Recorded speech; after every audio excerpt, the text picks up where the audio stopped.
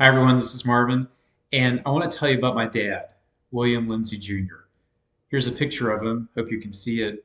This is him getting a puppy for Christmas one year. We bought this Christmas present for him. As you can tell, he was surprised and delighted. So if you're thinking about getting a Christmas present for someone that will surprise and delight them, maybe you want to get a puppy this year.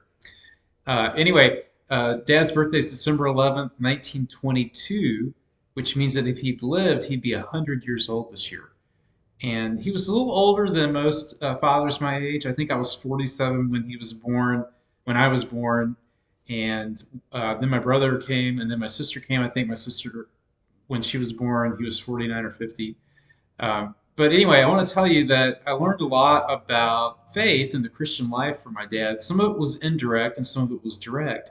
The indirect influences were, he took us to church on Sunday. Well, I guess that's a direct influence, but one of the indirect influences was I can remember hearing him walking around the house or the yard whistling the Old Rugged Cross or I Need Thee Every Hour, which I think were some of his favorite tunes, favorite hymns. But one of the more direct influences was he would quote a scripture passage to us. To me, it seemed like it was with some regularity. It kind of stuck out in my mind. It was Matthew 6:19 to 20. Do not lay up for yourselves treasures on earth where moth and rust corrupt and thieves break in and steal. But lay up for yourselves treasures in heaven where neither moth nor rust corrupt and thieves don't break in and steal. Now, I don't know why he quoted this passage of scripture to us so frequently that it kind of sticks out in my mind still.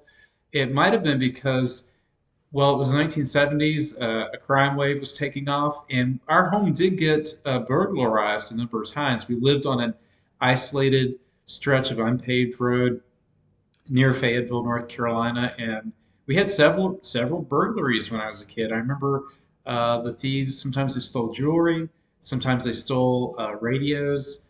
One time, I think they stole a washer and a dryer, left them out in the woods. A hunter found them. I guess they left them out there because they were going to come back and get them later on. But thanks to the hunter, I think mom and dad recovered them. And so maybe dad was quoting the scripture to us because he was quoting it to himself to remind himself that there are things more important than stuff. You know, cameras, radios, TVs, easy come, easy go. But the good deeds that we do in love last forever. And that's really important to remember. The scriptures say that God is love, and they also say that love never ends. And what I take that to mean is that anything done in love, any gift of time or money given in love, lasts forever. It can't be corrupted, it can't be diminished. It has eternal and everlasting significance. A lot of us think about investing for the future. Sometimes we have a short-term investment horizon. We need an emergency fund. Sometimes we have a medium-term horizon. We want to save some money to buy a car. Sometimes we have a long-term investment horizon. We want to save for our kids' college education, or we want to save for retirement, or we want to buy uh, a, uh, a, a health insurance policy for extended care in a nursing home. But Jesus in Matthew 6:19 to 20 encourages us to think even longer term than that, to think about eternity and to invest in eternity. And the way that we invest in eternity is with gifts, loving gifts of time and money. And so I want you to think about that, and I want you to consider pledging your support as a result to First Presbyterian Church in Haddonfield, New Jersey. If you've never made a pledge before, make one this year. It helps our elders budget and plan for the future. And if you've made one in years past, thank you very much. And we encourage you to maintain or even increase your pledge.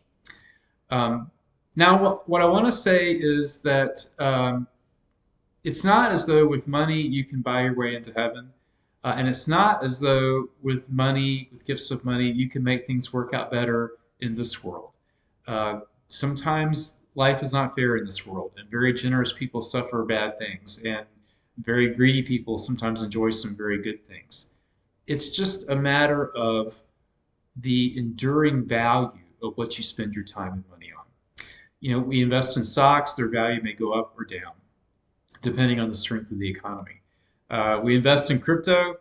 Uh, it goes way, way up, and lately it's gone way, way down. If you ask me, it's gone way, way down because it's a scam.